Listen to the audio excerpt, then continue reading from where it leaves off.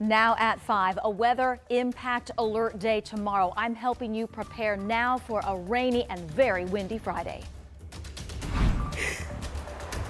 They're just killing people for the fun of it. A family devastated by tragedy after tragedy. The mystery surrounding the death of their loved one. Making it easy for Purdue students and staff to cast their votes. We've got the push to get more than just an early vote center on the campus in West Lafayette. Live from Indy, you're watching 13 News.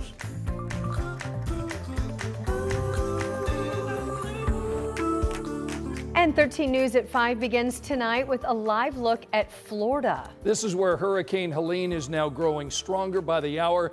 This is a live look at Key West. You can see the strong wind and waves crashing onto the shore.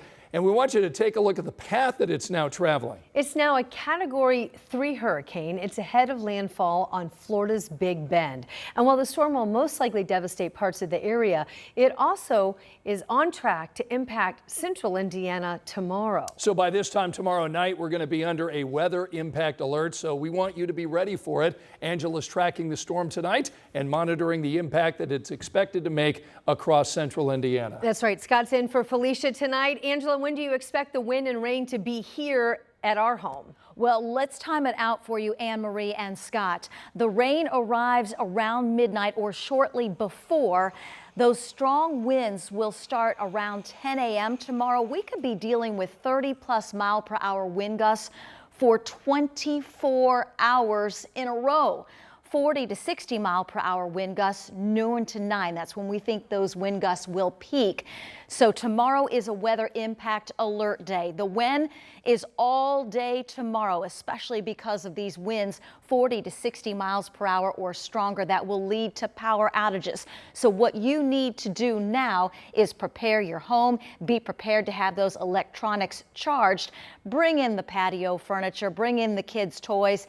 It is going to be very windy for a very long time during the day tomorrow. This is the latest from the National Hurricane Center. Category 3 with Helene expected to make landfall just before midnight. Tornado watches, hurricane warnings, several tornado warnings as well within this broad area of storm activity. This will all move our way, and we expect to be tracking the leading edge at 11 o'clock tonight. All right, Angela, these are the kinds of conditions that you're going to want our live Doppler 13 weather app on your phone. If you want to get it, you don't have it yet, it's a free download. You can find it in your phone's app store. And then once you get it, make sure that you go through the settings and sign up for notifications. That way we can let you know when there are any watches or warnings where you happen to be. Tonight at 5, the family of a man found dead in his apartment in downtown Indianapolis wants to know what happened to him. Metro Police tell us they found the body of 65-year-old Forrest Hill after going to his apartment after a welfare check call. Our Marina Silva spent the day looking into this investigation and shares what she's learned about his death. My brother meant the world to me. Sharice Hill got the call around 3 Thursday morning that someone had killed her brother. And when I got that call from my favorite nephew, I knew it was something wrong. IMPD went to his Mass Ave apartment for a welfare check Wednesday afternoon. Sharice said she last talked to him on Tuesday. But I will talk to him every single day, except for yesterday. His sister tells me she was told by police a nephew called asking for the welfare check. When she asked her nephew, he says he did not call police. She wants to know who called and claims to be his nephew. I want to get to the bottom of it because whoever called and asked for a wellness check, you're not my nephew. So who are you? She says he was beaten. And I can tell he was probably walking around because there's drops of blood everywhere. And I can tell he probably just laid down because that's where they said they found him at, laying in the bed. Forrest Hill's family is no stranger to tragedy. They've lost multiple family members within the last few years. His niece, Shantae Lewis, says this hurts. I don't know how to feel right now. It hurt. I just don't know how to feel. I mean, it's like repeatedly that we're losing people. And he was so happy to get his place. Like she said, he had just got out of prison. Like she said, everybody make mistakes. You can always correct mistakes. A family grieving once again. Reporting in downtown Indianapolis, Marina Silva, 13 News. At last check, IMPD told 13 News that no one is in custody linked to the case just yet. According to Metro Police data, Hill's death is now the 127th criminal homicide in the city of Indianapolis so far in 2024. An Indianapolis woman avoided prison time at her sentencing today in the shooting of an Uber driver. Rakesha Rogers will now spend 1.5 years on house arrest, plus 3.5 years on probation for criminal recklessness. Rogers' plea agreement does not convict her of shooting Uber driver Marco Batista in January of 2023. Batista picked up Rogers' boyfriend at a home on Winthrop Avenue on the east side of Indy. Rogers admitted to firing shots in the air to scare her boyfriend, but one of those bullets came through the trunk and driver's seat, hitting Batista in the lower back. Batista attended that sentencing today.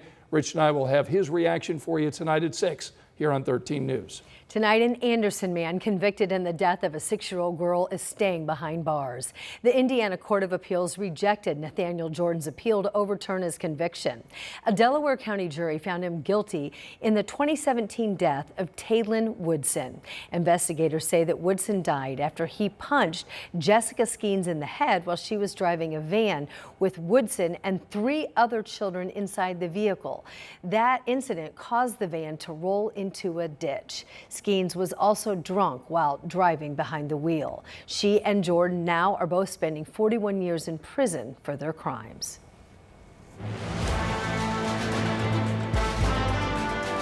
Time now for Decision 2024. You've got about a week and a half left to register to vote in the upcoming November election. The deadline is October 7th. Some people are worried that Purdue students will not get a chance to cast their ballot nearby. 13 News reporter Emily Longnecker shares the concerns from West Lafayette tonight. Emily.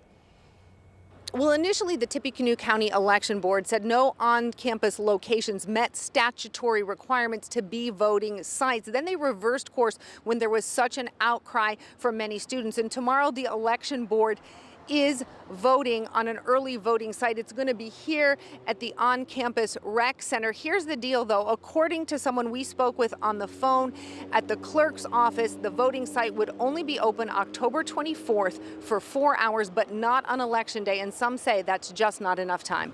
It's a great location. Eli French is the vice president of Purdue's College Republicans. Even though French says he plans to go home to northern Indiana to cast his ballot, he hopes other Purdue students will have a chance to cast theirs right here.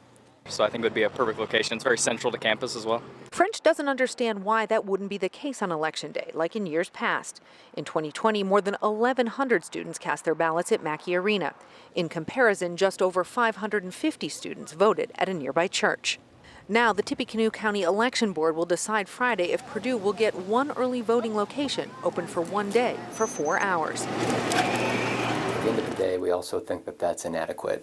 Leaders with the state and county Democratic Party held a news conference Thursday afternoon calling for at least one more on-campus voting site on Election Day. Having a voting site that is open for 12 hours on Election Day, that is one of the most consequential elections that we're going to have in our lifetimes, regardless of your political persuasion, I think is a no-brainer. Eli French, a registered Republican, can't disagree. I think this would be the one time I would agree with some Democrats. And the vote to decide all this is set for tomorrow by the Tippecanoe County Election Board at 10 a.m. In West Lafayette, Emily Longnecker, 13 News. Thank you, Emily.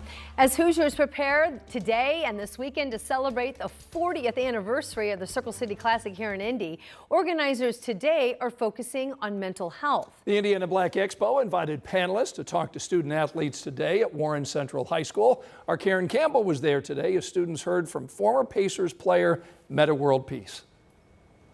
How do you know that you're not feeling okay? One of the many questions posed to these student athletes Thursday at Warren Central High School. Panelists from Indiana universities spoke to them about the importance of taking care of their mental health. When you're lonely in isolation and things like that, that could be a plus, but also a minus. How would you say that's a positive more than a negative? Students were eager to hear from former NBA player Metta World Peace. It's just so exciting for me to be able to talk about this, especially being a public figure and being able to give back, at this rate, just velocity and doing it here in Indiana, that's super exciting. Meta shared a personal story. Not only am I trying to make it in sports, I'm also trying to raise my child. He was 16. He made it to the NBA at the age of 19 and says he needed to address a lot of demons, as he called it. I actually had to seek help, and release the stigma. Here I am, one of the, most athletic players, but I was still going through a lot. Staying vulnerable so he could share his experience with others. Panelists told students it's okay not to be okay. As a student athlete, I didn't know that. As a professional athlete, I didn't know that. As a professional and as a black man, you couldn't say that you need help. But I want you to know it's a sign of strength and not weakness. Many students knowing when something isn't right. I try to check in with myself. If I can tell that I'm getting really stressed out, in particular, I'll try to take a step back and tell myself, I'm okay. Others know when to reach out. I take my mental health very seriously just because I know how stressed I can get. So I will let my coaches know, and they're very understanding. Support systems, panelists say, that can help students get through tough times. I'll be vulnerable so I can actually share it with others, because there are a lot of people out there who's going through things that are afraid to share it. And understand that mental health is real. Karen Campbell, 13 News. So if you or someone you know needs some help right now, check out Karen's story. We've got it on WTHR.com. That's where we'll also include a link for mental health resources. The Circle City Classic is hosting several events this weekend. That's one of the reasons that Meta World Peace is here. And this all leads up to the big game that's going to be played downtown at Lucas Oil Stadium. So tomorrow the pep rally takes over South Street from 4 until 6, right outside Lucas Oil Stadium. That's followed by the President's Gala at 7 at the Indiana Roof Ballroom. The parade is expected to take place over the streets of downtown at 10 o'clock Saturday morning. And then, of course, the game is in the afternoon. Kickoff is 3 o'clock at Lucas Oil Stadium. North Carolina Central facing off Norfolk State. We have ticket information if you'd like to go, posted right now by going to our website at WTHR.com. Still to come on this Thursday night, road closed. The complaints piling up about the construction on the Washington Street Bridge. Also, how the city is responding to all that feedback. That's new at 5:30. Angela? And Maureen, Hurricane Helene is a strong Category 3 storm that may gain Category 4 strength before making landfall late tonight. I'll have the local timeline for wind and rain. It is barreling toward Florida. That's right. We're going to have the impact that the hurricane is already having across the state before it makes landfall. Our coverage continues next here at 5.